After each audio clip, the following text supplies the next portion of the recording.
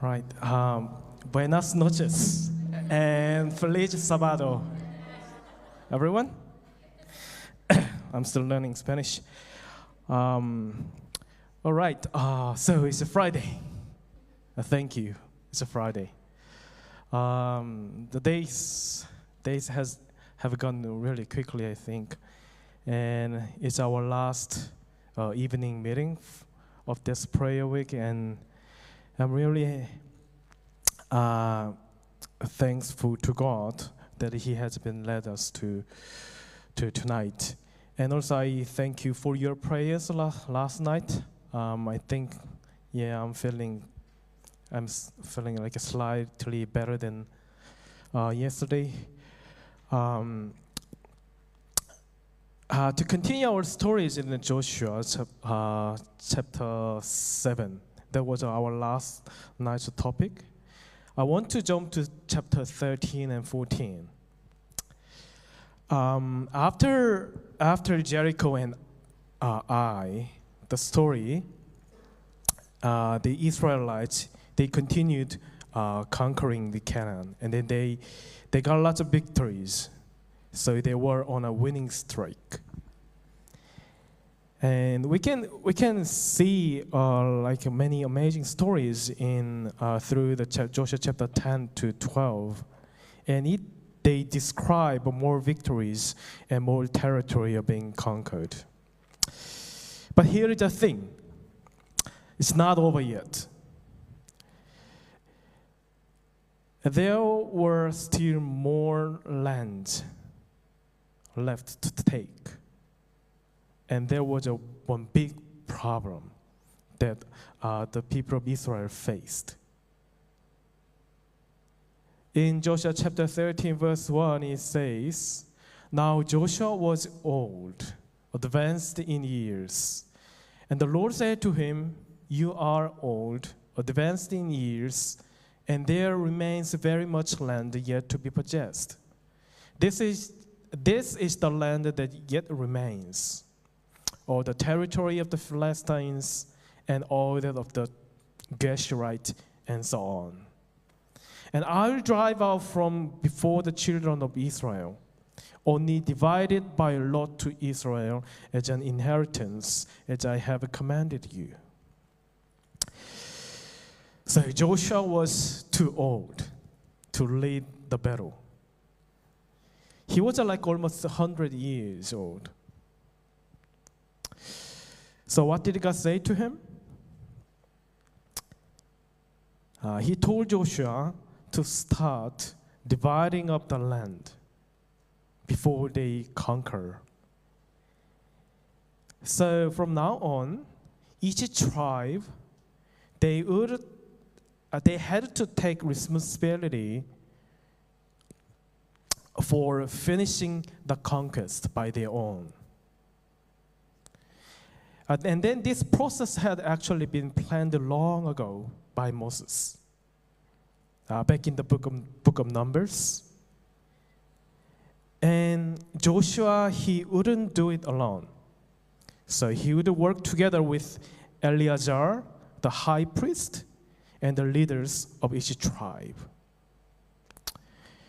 And then God commanded them to use casting lots to fairly assign each tribe to their land. So the news had been spreaded, and it's finally the time. Just imagine, like up to this point, until today, they had been fought as one united army, right? Because they had the same goal. From now on, things could get a little tricky, because there were 4 types of land in Canaan. The first, option number 1, is already conquered and fertile. Most people wanted that. Not everyone wanted it. The second one is it's just an okay thing, is it right? it has been already conquered and less fertile. So if you don't want to fight anymore, then you would prefer this land, right? And the third, if you have ambition in your heart, you will prefer number 3, not yet conquered, but is desirable. But number 4, the land nobody wanted, not yet conquered, and undesirable. So just imagine when they started casting lots, from the like beginning of the day, probably they would they would start praying to God, right? Lord, please give me something good or something okay. It was like probably was just like this, if you take a city in Australia, you have some options, right? So most people would prefer Sydney or Melbourne, right? The largest cities in Australia. So probably some people would pray for Sydney. Lord, let me take Sydney. Let me take Melbourne. Lord, I'm fine with like a medium-sized city. Just give me Brisbane. They would pray like that. But everyone ended their prayer with saying, Lord, I'm happy with anything, but please don't say Darwin to me. I can't accept Northern Territory. It's too hot for me.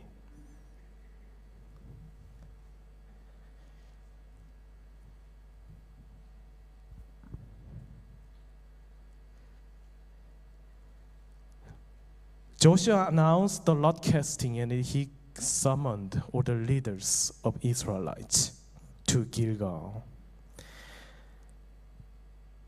And in the middle of this nervous atmosphere, a twist appears. What a surprise. Verse 4, 5, and 6, it says, as the Lord had commanded Moses, so the children of Israel did, and they divided the land. Then the children of Judah came to Joshua in Gilgal, and Caleb, the son of Jephunneh, the Kenizzite, said to him, you know the word which the Lord has said to Moses, the man of God, concerning you and me in Kadesh Barnea?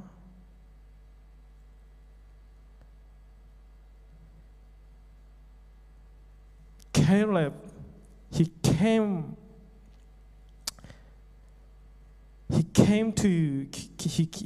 just came to Joshua and then said before others. And then he recalled the memories that happened more than 40 years ago. He said, you know the word which the Lord said to Moses, the man of God, concerning you and me in Kadesh Barnea. So he is like recalling some like memories in the past. Caleb was highly respected because he was one of the last 2 in first Exodus generation. So Joshua treated him with honor. And those who were there, they must have thought to themselves, like, is he really going to say what I think he's going to say?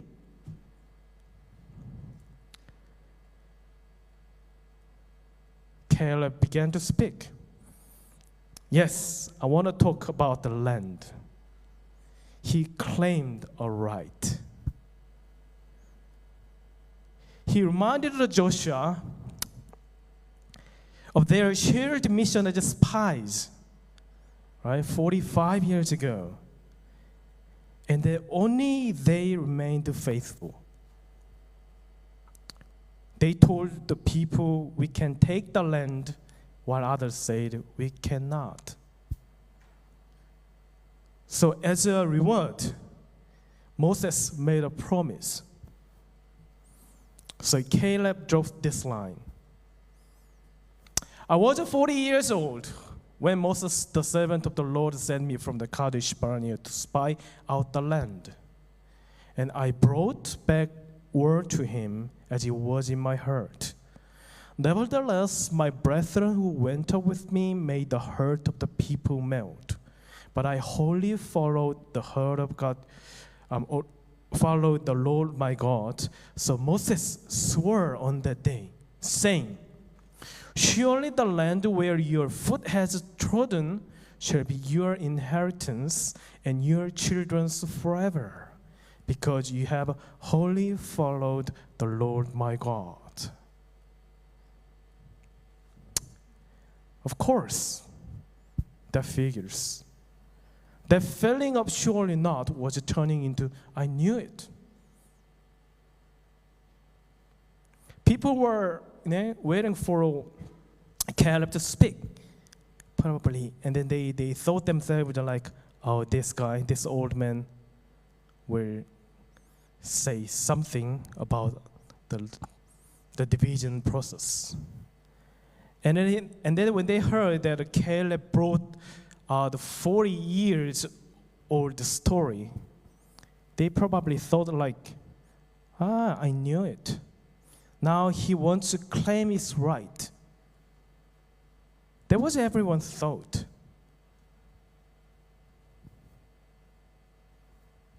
And he sealed it. And now, behold, the Lord has kept me alive.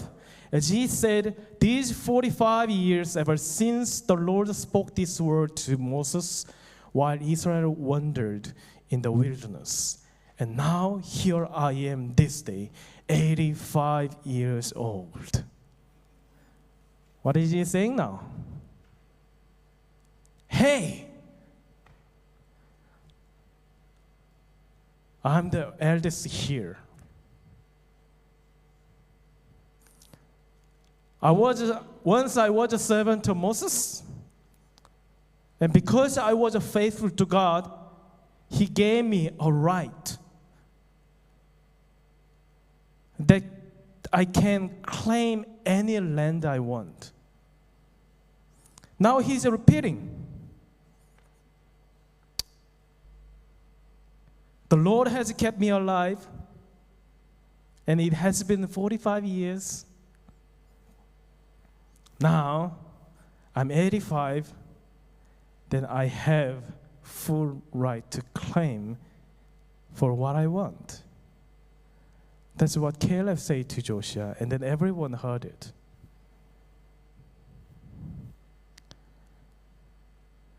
From our perspective, from human perspective, that would make perfect sense, right? He was just simply claiming what was rightfully his, and no one would dare challenge his request. No one would dare blame him.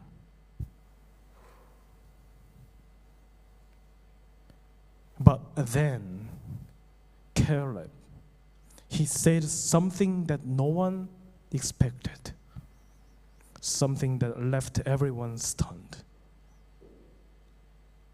In verse 11 and 12, it says, as yet I am as strong this day as on the day that Moses sent me. Just as my strength was then, so now is my strength for war, both for going out and for coming in. Now therefore, give me this mountain of which the Lord spoke in that day. For you heard in that day how the Anakim were there, and that the cities were great and fortified. It may be that the Lord will be with me, and I shall be able to drive them out as the Lord said. Everyone was stunned. Wait, what? Who could have imagined that how he would say that? No one saw it coming. Now we can see a true elder, a true man of God. No one expected that kind of boldness. He asked for the one place everyone feared, the land no one dared to hope for. This wasn't an old man looking to retire on a small piece of land. He claimed Hebron, a village on the mountain that no one desires. But it was the place that he had carried in his heart for 45 years. And at the last, now he claimed it and he received it. Not because it was a fertile land, not because it was valuable, but because it was sacred. It was the place tied to a promise between him and God. Caleb's standard had always been the Lord. The word of my God, the kingdom of my God, and the glory of my God. So he didn't ask for Hebron because he had his strength to fight, though he did. But he asked because his heart had never let go of what mattered to God. And even now, strength wasn't his reason. He simply couldn't imagine living for anything else. No, because 45 years ago, that was where fear had broken Israel. When after 12 spies returned to the camp, they made a report. And then 10 of them said, the land of Canaan is beautiful. It's desirable land. But I saw people in Hebron. They are too tall. They are too big. They are too strong. We can't take them down. And then Caleb, he had kept the memory, that report in his heart for 45 years. That's why he claimed for the city of Hebron. I know that city. That was the problem. They made the people of God to fail, to return to the desert. That's where the people lost their heart. And he thought himself, we must build the kingdom of God there. And I'll be the one to remove the greatest obstacle. No, this wasn't about reward. This wasn't about comfort. He could have asked for a lasting coastal land, like by the Mediterranean Sea. Warm weather and fertile land and stunning view. And he could have built like a beautiful villas for his family and enjoy the rest of his life with his grandchildren. But he chose Hebron. While other people may have started with the dreams of good land. They had been fought like for 7 years. So most of them, they were waiting for the reward. The Caleb, he's now 85 years old. But he never stopped. And he kept fighting battles that didn't benefit him personally. Because it wasn't about him. He wanted to see God's promise is fulfilled. Now the moment has come. Joshua, the commander, was retiring.